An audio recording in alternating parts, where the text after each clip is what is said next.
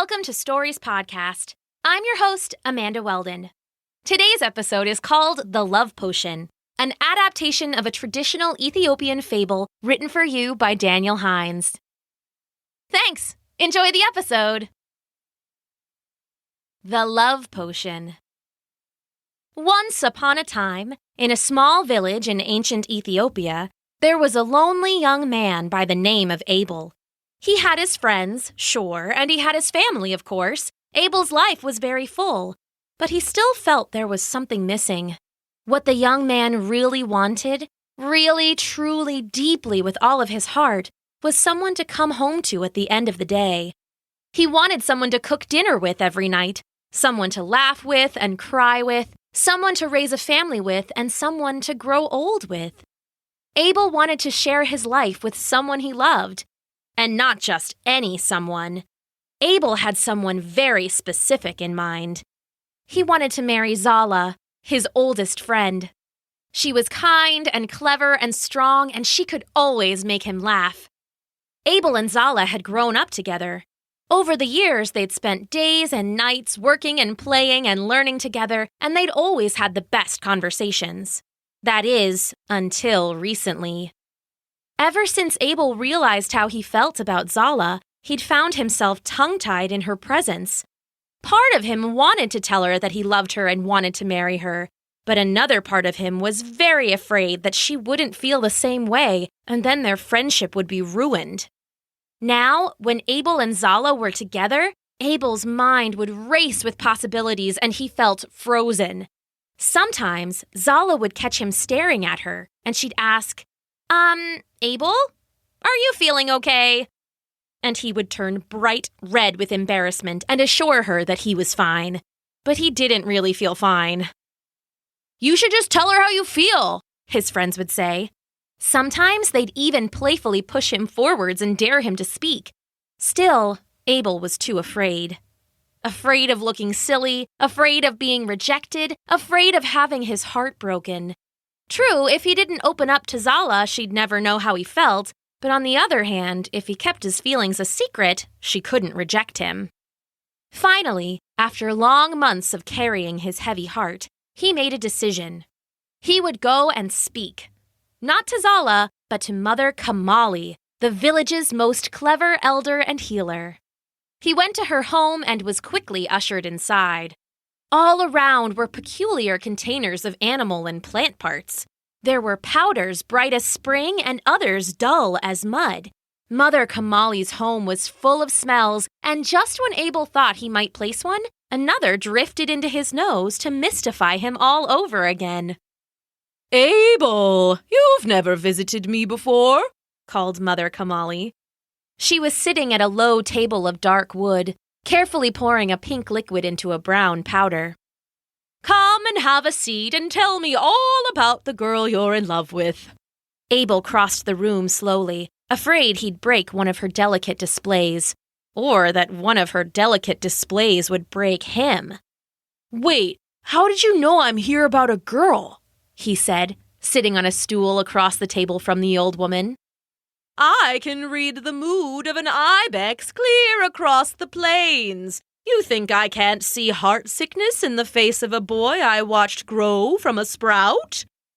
She set aside the pitcher of pink liquid and sprinkled some dried black seeds into the mixture. Now, tell me all about her. It was like a dam releasing. It was like the clouds breaking open with rain.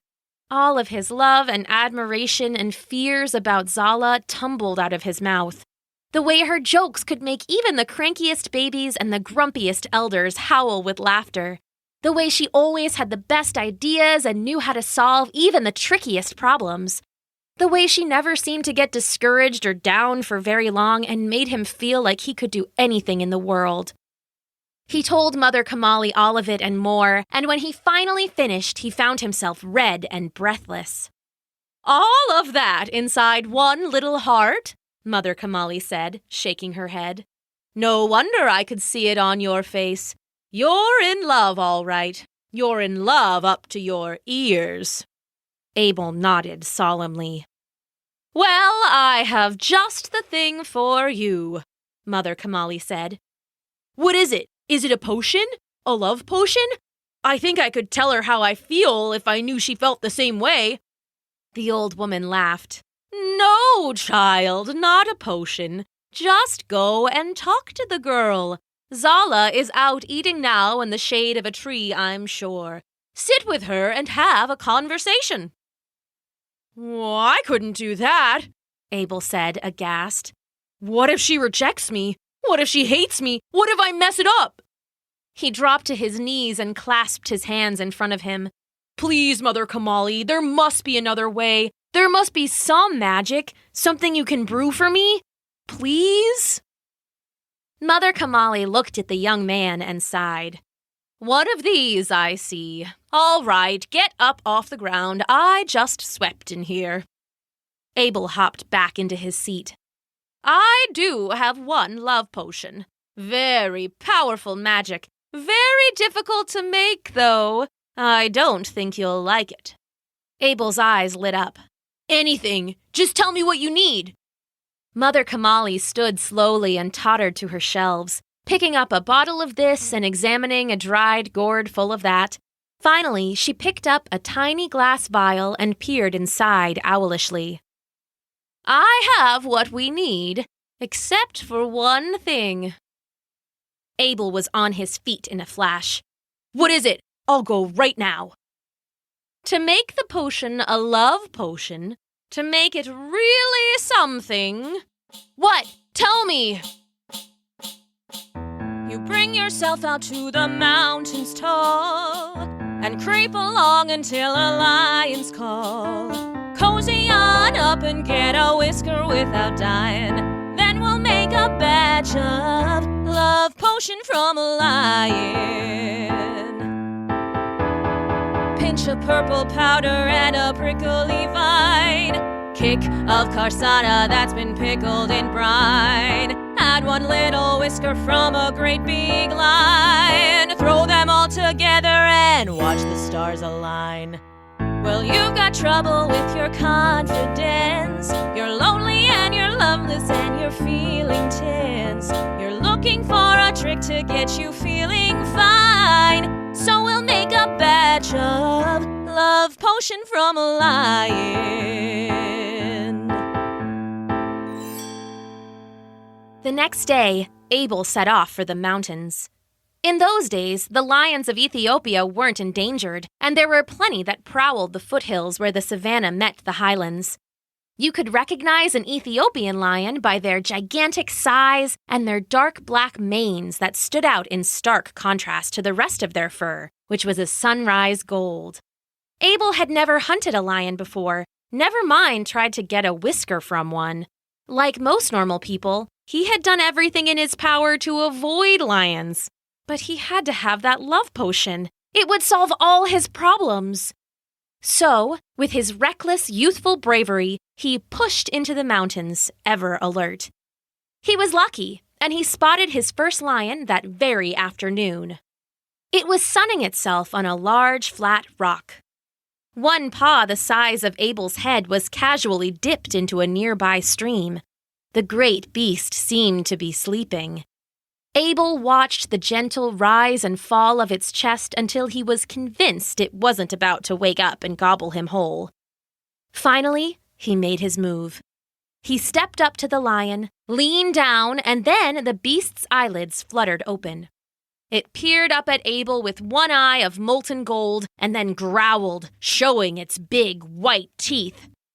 "Oh, sorry!" Abel turned and ran all the way back down the mountain. He didn't stop until he was back at Mother Kamali's house. He told her the story, and she said to him, "Abel, if you want a whisker, you can't be a thief. A lion is too clever and strong for that. Even if you steal one without him seeing you, he'll feel the pinch and you won't get far.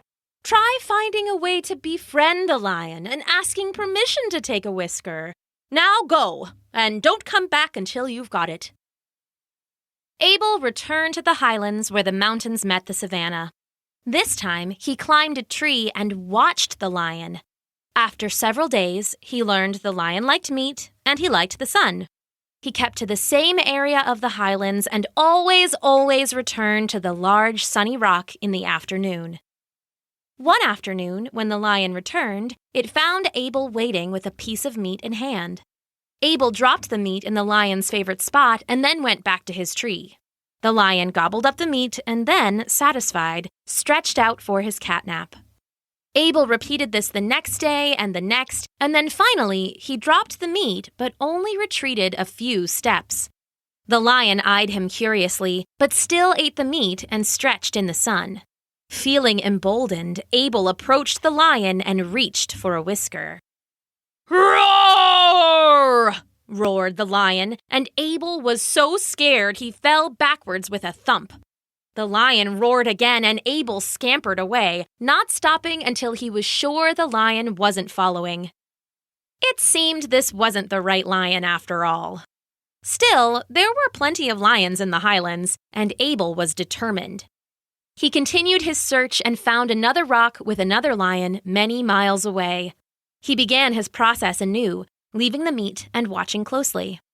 This patience did not come naturally to Abel, but so strong was his love for Zala that he found it easy to wait. Finally, after another week, Abel approached the new lion as he ate. This time, he did so slowly, carefully, and he spoke gently as he neared. I just need a whisker. Just one. Is that okay, Mr. Lion?" At first, he thought perhaps the lion hadn't heard him, but then the beautiful beast looked up at Abel and offered him a small and almost imperceptible nod. Abel's eyes widened. He took a deep breath and then reached for a whisker. His hand was shaky, but he managed to grab a hold of one and pull it gently free. A wide, grateful smile spread across his face. "Thank you, Mr. Lion, thank you." The lion offered the same tiny nod and went back to his meal. Abel turned and ran down the mountain, whisker clutched in his fist like it was a diamond. He soon burst into Mother Kamali's home. Mother Kamali, I got the whisker!" He held it up for her to see. It gleamed silver in the light. "You what?" She sat down at her table and began to laugh. She laughed and laughed and laughed so hard her bottles and potions rattled on the shelves. "What? What's so funny?" Abel demanded. Mother Kamali dabbed at her eyes. "There's no potion, Abel." "What? What do you mean? I just got this whisker." "And how did you get it?" "Well, I thought it would be really hard and scary, and it was at first. But I was trying to move too fast, and it was the wrong lion anyway. The next time, I realized I needed to take my time and make sure the lion trusted me so it would know I wasn't trying to hurt it, and then obviously I needed to ask before I took the whisker. I was really nervous the lion would get mad and say no, but it worked out okay." "What would you have done if the lion had said no?" Mother Kamali asked. "Well, I would have been disappointed because I invested all that time, but I can't make the lion give me its whiskers. That doesn't work. I guess I would have just had to start over with another lion." "Ah, yes. I think you are ready to go and have your conversation with Zala," Mother Kamali said, smiling gently. Abel looked back at her, stunned. "Abel, a lion is not so different than a person. You have learned that you can be patient and kind and win the trust of another, take a big risk when you truly care about something, and survive if someone tells you no." Abel sat, mouth agape. "Abel, does that make sense?" "Yes, Mother Kamali," he said, thinking and stroking his chin. "Mother Kamali, even if there was a potion to make someone fall in love, it wouldn't be right to use it, would it? It's like taking the whisker without asking." Mother Kamali smiled all the wider and patted Abel on the cheek. "See how wise you've grown. Now go. You know what to do." Abel kissed her on the cheek and ran from the room. Mother Kamali laughed and sat back at her table. She picked up the lion's whisker and turned it in her hands. "Usually they figure out the lesson before they get the whisker," she said to herself, shaking her head. Maybe next time I'll switch to an alligator's tooth. She put the lion's whisker in a small glass bottle and placed it on the shelf. Then, still smiling, she returned to her work. Abel looked and found Zala finishing her lunch in the shade of a moringa tree. He felt his heart start to quicken in his chest and his stomach flutter with nervous butterflies.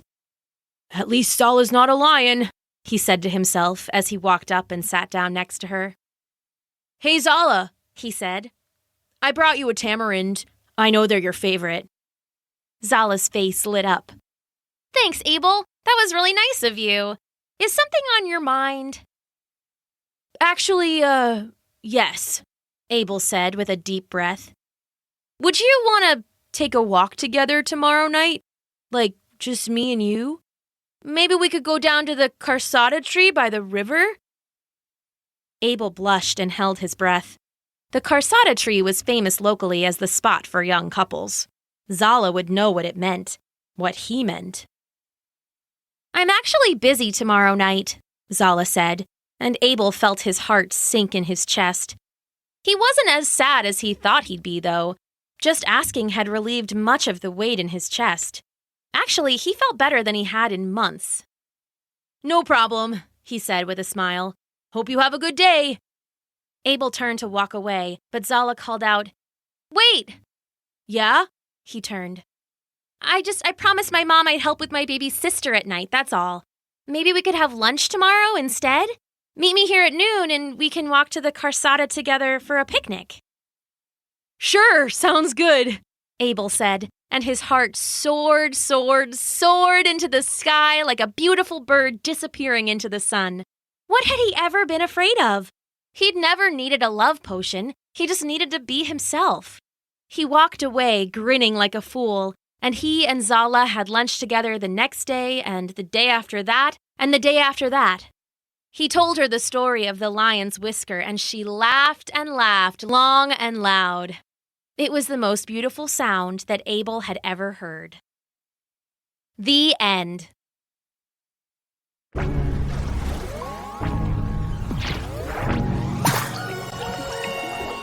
Thanks for listening.